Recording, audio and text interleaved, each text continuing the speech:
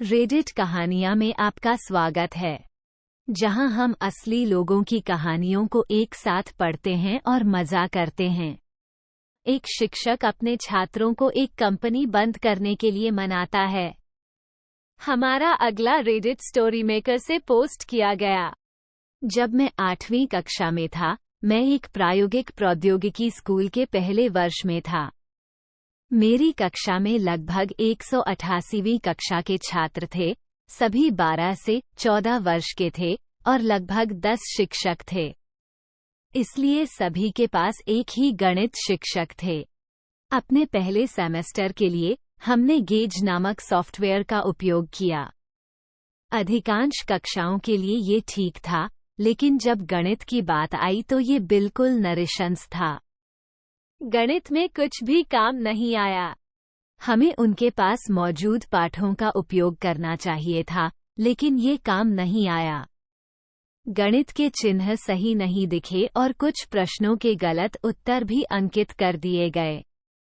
हमारे गणित शिक्षक को पाठों को कागज पर बदलने की अनुमति नहीं थी और कंपनी ने जोर देकर कहा कि समस्या ये थी कि हमारे गणित शिक्षक उम्र में बड़े थे और प्रौद्योगिकी को नहीं समझते थे।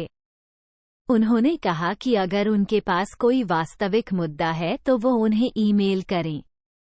एक दिन मैं कक्षा में पहुंचता हूं और वहां बोर्ड पर 7 ईमेल पते लिखे होते हैं। उसने हमें बताया कि हम आज अपना गणित पाठ पढ़ेंगे और हमें जो भी गलती मिलेगी उसके स्क्रीनशॉट लेंगे और उन्हें कंपनी के अधिकारियों को ईमेल करेंगे। एक स्क्रीनशॉट एक ईमेल के बराबर है। 10 ईमेल चिपचिपा भालू के एक पैकेट के बराबर है। हमें यथासंभव अधिक से अधिक ईमेल भेजने का प्रयास करने में बहुत मजा आया। हमारी 1 घंटे की कक्षा के अंत तक एक बच्चे को गमी बियर के 10 पैकेट मिले। दोपहर के भोजन के समय प्रिंसिपल ने शिक्षक को रुकने के लिए कहा। उसने कहा, अरे नहीं, मेरी दोपहर की कक्षाओं में अभी तक मजा नहीं आया है। संक्षेप में, हमारे स्कूल जिले को सॉफ्टवेयर का उपयोग करने से अपना सारा पैसा वापस मिल गया और कंपनी अब अस्तित्व में नहीं है। या उन्होंने शर्म के मारे अपना ब्रांड बदल लिया? मुझे नहीं पता, मैं ढूंढ ही नहीं पा रहा हूँ। हमारा अगला लेख कैलेडिस से पोस्ट किया गया। उन दिनों में जब 33.6 केबीबॉस मॉडेम लोकप्रिय थे, मैंने एक बढ़ती हुई कंपनी के इंजीनियरिंग विभाग के लिए काम किया। कंपनी ने छोटी शुरुआत की थी। यह निजी तौर पर स्वामित्व में था और सभी उपाध्यक्षों ने कंपनी शुरू करने के लिए अपने स्वयं के पैसे का एक हिस्सा लगाया था। कहानी के इस समय तक वे अंततः प्रति वर्ष 30 से 40 मिलियन का सम्मानजनक मुनाफा कमा रहे थे।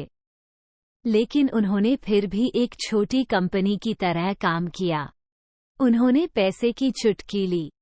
हमारा इंजीनियरिंग विभाग एम्बेडेड कंप्यूटर सिस्टम के साथ सर्किट बोर्ड डिजाइन कर रहा था और इन्हें प्रोग्राम करने के लिए माइक्रो कंप्यूटर को बोर्ड में सोल्डर करने के बजाय हम एक माइक्रो कंट्रोलर सॉकेट पर सोल्डर करेंगे और फिर एक इंसर्ट और एम्यूलेटर प्लग करेंगे जो दिखावा करेगा कि यह एक माइक्रो कंट्रोलर है, जो प्रोग्राम को आवश्यक प्रोग्राम बनाने की अनुमति देगा।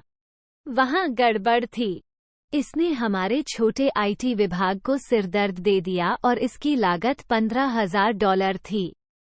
ये हमारी सबसे लोकप्रिय उत्पाद श्रृंखला के लिए एक परम आवश्यकता थी और उनमें से केवल एक ही था।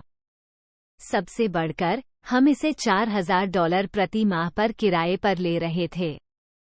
हमारे सीटीओ और मार्केटिंग वीपी के पहले महीने में हमने माइक्रो कंट्रोलर्स के इस परिवार के आसपास अपने पूरे नए उत्पाद की योजना बनाई। इसलिए महीने के अंत में हमारे इंजीनियरों ने प्रबंधन से इसे हमारे लिए खरीदने के लिए कहा क्योंकि हम इसे कुछ समय के लिए उपयोग करेंगे। इंजीनियरिंग वीपी ने मूल्य टैग देखा और हमें इसे किराए पर लेने के लिए कहा। निश्चित रूप से हम जल्द ही यह काम पूरा कर लेंगे। इंजीनियर व्यवहारिक होने के कारण आपत्ति के बारे में भूल गए और बस हमारी नाक में दम कर दिया। 1 साल बाद वित्त के उपाध्यक्ष ने हमसे पूछा, इस आवर्ती अनुबंध पंक्ति वस्तु के बारे में। उन्होंने उस इंजीनियर को बुलाया जिसने मूल रूप से अनुबंध शुरू किया था। इंजीनियर ने इंजीनियरिंग वीपी से अनुमोदन को आगे बढ़ाने में मदद की और उसके बाद के ईमेल ने इसे खरीदने के लिए कहा और वीपी के जवाब से वो हतोत्साहित हो गया। सप्ताह के अंत तक ये खिलौना हमारा था। दूसरे के साथ, चूंकि वित्त ने निर्धारित किया था कि उपकरण तक पर्याप्त पहुंच नहीं होने के कारण उत्पाद जगत प्रभावित हो रहा था, हिताची ने हमें सिर्फ पहला दिया। हमसे शुल्क लेना बंद करें और इसे कभी वापस न मांगें। हमने दूसरे के लिए $15,000 का भुगतान किया। किसी को नौकरी से नहीं निकाला गया या पदावनत नहीं किया गया। लेकिन अगली विभाग बैठक में इंजीनियरिंग उपाध्यक्ष ने हमें ये बताने की कोशिश की कि हमारे पास अपने पीसी को अपग्रेड करने के लिए पर्याप्त पैसा नहीं है। वो एक इंजीनियर बोला, क्या $40,000 इसे कवर करेंगे? कंपनी को पैसा मिल गया। हमारी अगली रेडिट पोस्ट पाटलिक से है। 20 साल पहले, जहां मैं और मेरी माँ रहते थे, वहां से लगभग 1 घंटे की दूरी पर मेरा भाई अकेला रहता था। मैं अपने भाई से बहुत छोटा हूँ। हम एक ग्रामीण इलाके में रहते थे जबकि मेरा भाई निकटतम शहर में रहता था। जब भी मेरी माँ को शहर जाना होता था, वो उन्हें लेने जाती थी और वे बस एक साथ समय बिताते थे। मेरे भाई की बहुत बुरी आदत थी कि वो इन मौकों पर तब तक इंतजार करता था जब तक मेरी माँ पहले से ही वहाँ मौजूद न हो और फिर बिस्तर से उठ जाता था।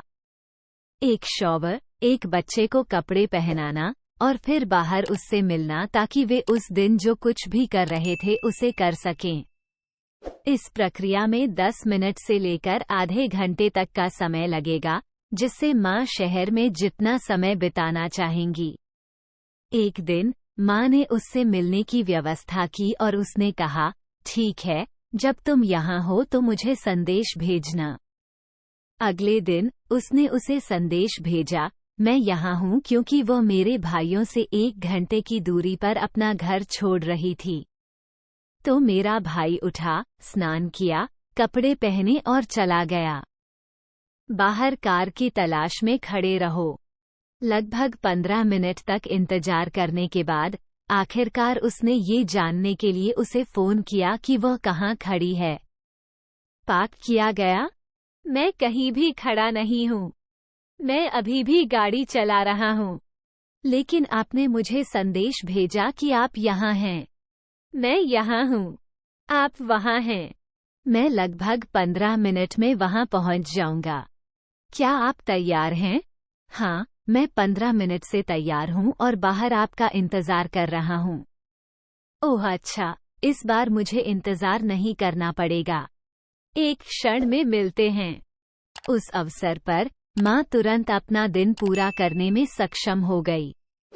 तब से मेरे भाई ने मेरी माँ के वहाँ पहुँचने के लिए समय पर कपड़े नहीं पहने, लेकिन 20 साल बाद भी वो आज भी हमेशा और आदतन देर से आता है। नीचे टिप्पणियों में हमारे पास लकी कैन की यह कहानी है। मैं एक ऐसी लड़की के साथ बाहर जाता था जिसे हर चीज के लिए देर हो जाती थी। एक बार हम कुछ देखने के लिए मूवी थिएटर जा रहे थे। हमें शाम 7 बजे तक वहां पहुंचना था। ये सिनेमा घर से 30 मिनट की ड्राइव पर है। मैं शाम 6 बजे उसके घर पहुंचता हूं और उसने अभी तक तैयार होना भी शुरू नहीं किया है। 6:15 बजे वो चुन रही है कि क्या पहनना है। 6:25 पर वो अभी स्नान कर रही है। 6:55 पर उसने मुझे ये देखने के लिए बुलाया कि मैं कहाँ हूँ और मैंने उसे बताया कि मैं मूवी थिएटर में हूँ। वो फिर कभी देर नहीं हुई। हमारा अगला रेडिट कैट वैन यूटरस से पोस्ट किया गया। मैं 22 साल की महिला हूँ। मैं अपने माता पिता के साथ रहती हूँ, लेकिन मैं कुछ हफ्तों में बाहर जा रही हूँ, इसलिए मैं और मेरी माँ के बीच काफी विवाद हो रहा है। सबसे बड़ी चीज जिसके बारे में हम लड़ते हैं वह है मेरे कपड़े और मेरी नींद। हाल ही में हम किसी भी अन्य चीज की तुलना में अपनी नींद को लेकर अधिक झगड़ रहे हैं। मैं अपनी फुल टाइम नौकरी पर हर दिन दोपहर 2 बजे काम पर जाती हूँ, इसलिए मैं वहाँ अपेक्षाकृत देर से पहुँचती हूँ। जब मैं घर लौटी हूँ तो मुझे डे कंप्रेस करना, वीडियो गेम खेलना, टीवी देखना, वर्कआउट करना और खाने के लिए कुछ बनाना पसंद है। मैं हमेशा ये सब नहीं करती चीजें एक ही दिन में, लेकिन मुझे जो मिल रहा है वह ये है कि मैं देर तक जागती हूँ। अगर मैं रात 11 बजे के आसपास काम से छूट जाता हूँ तो मैं 11 बजे तक घर पहुँच जाऊंगी। मैं सुबह लगभग 3 या 4 बजे तक सोने नहीं जाऊंगी। अगर मैं अपने बॉयफ्रेंड के साथ हूँ तो नवीनतम 4 है। वह मुझे हर दिन सुबह 6 से 9 बजे के बीच जगाती है, लेकिन ये कभी भी सिर्फ एक बार नहीं होता। वह इसे सुबह 2 से 4 बार करेगी जब तक कि मैं वापस सो ना जाऊं और मुझे पेशाब ना आ जाए। वह मुझे जरूरी कामों के लिए भी नहीं जगाती। ये या तो मुझ पर शिकायत करने के लिए है या मुझसे उसके लिए कुछ करने के लिए दबाव डालने के लिए है। मैंने उससे बार बार कहा है कि वह मुझे जगाना बंद करे। मुझे वापस सोने में कठिनाई हो रही है। क्या आप कृपया मुझे सुबह 11 बजे तक सोने की अनुमति दे सकते हैं, और जब मैं उठ जाऊंगी तो मैं वो सब करूंगी जो आपको मुझसे करने की आवश्यकता होगी। लेकिन वह कभी नहीं सुनती। खैर, हाल ही में वह अपने घर में काम करा रही हैं। मजदूर अंतिम चरण में हैं, इसलिए वे सिर्फ घर की पुताई कर रहे हैं। खैर, एक बार फिर उसने आज सुबह 7:30 बजे मेरे कमरे में घुसकर मुझे जगाया और मुझसे अपना ट्रक हटाने के लिए कहा क्योंकि कर्मचारी यहाँ हैं। मैं कराहती हूँ, उठती हूँ और एक नाइट गाउन आई हूँ जो उसे पसंद नहीं है। इस नाइटगन को लेकर हमारे बीच कई बार झगड़े हुए हैं क्योंकि यह छोटा है, भले ही यह इतना लंबा है कि इसमें सभी जरूरी चीजों को कवर किया जा सकता है। मैंने खुद को आईने में देखा और बदलने के बारे में सोचा, लेकिन इसके बजाय मैं मुस्कुरा दी और खुद से सोचा, अगर आप मेरी सीमाओं का सम्मान नहीं कर सकते, तो मैं आपकी सीमाओं का सम्मान क्यों करूंगी? मैं सेम नाइट गाउन में हूँ। मैं अपने कमरे से बाहर निकलती हूँ, ट्रक ठीक करती हूँ और वापस अंदर चला जाती हूँ। जब मैं अपने कमरे में वापस जा रहा होती हूँ तो जैसे ही वो मुझे देखती है, वो चिल्लाने लगती है, अब तुम ऐसे ही बाहर चले गई। आप मूलतः नग्न हैं। तुम्हें मुझसे घृणा क्यों है? वह मेरे सामने खड़ी होकर मेरे कमरे में जाने से मेरा रास्ता रोकने की कोशिश कर रही है। मैं झुकी, उसकी बाहों के नीचे और उसे अनदेखा करें। मेरी माँ अपने और अपने पिता के साथ मेरे रहने के बारे में चिल्लाते हुए मेरा पीछा करना शुरू कर देती है, इसलिए मैं उनके घर के आसपास वेश्या की तरह कपड़े नहीं पहन सकती, खासकर जब मेरे पिता और कामकाजी लोग आसपास होते हैं। मैं अपने कमरे में जाती हूँ, दरवाजा बंद करती हूँ और नाइटगन उतार देती हूँ ताकि मैं पूरी तरह से नग्न हो जाऊं और वापस लेट जाऊं। और मेरी माँ ने मेरा दरवाजा खोल दिया और अभी भी मुझसे बहस करने की कोशिश कर रही है। मैं विश्वास नहीं कर सकती कि आप मुझे इस तरह शर्मिंदा करेंगे। कुछ कपड़े पहनो, बात कर रहे थे। मैं उसके चेहरे पर ती हूँ और उसके लिए दरवाजा बंद कर देती हूँ। वह दरवाजा दोबारा खोलने का प्रयास करती है, इसलिए मैं हैंडल पकड़ लेती हूँ। वह मुझे अपने दरवाजे पर ताले नहीं लगाने देती। यार, नहीं, मैं नंगी हूँ। हम बात भी नहीं कर रहे हैं। तुम बस चिल्ला रहे हो। मैं ट्रक आगे बोलती हूँ, कृपया मुझे अकेला छोड़ दो। वह इस बात पर रोने लगती है कि कैसे हर कोई उसके प्रति इतना बुरा व्यवहार करता है। उसे अपने जीवन से नफरत है और वह मेरे बारे में शिकायत करने के लिए मेरे पिताजी के पास चली गई। ओह पी, आप अकेले रहने के लिए अपने माता पिता का घर छोड़ रहे हैं। मैं वास्तव में इसकी कल्पना नहीं कर सकता कि ऐसा क्यों है। सुनने के लिए धन्यवाद। अगली बार अद्भुत नई कहानियाँ सुनने के लिए वीडियो को लाइक करें और चैनल को सब्सक्राइब करें। आपका समर्थन मेरे लिए बहुत मायने रखता है। अगली बार तक अलविदा।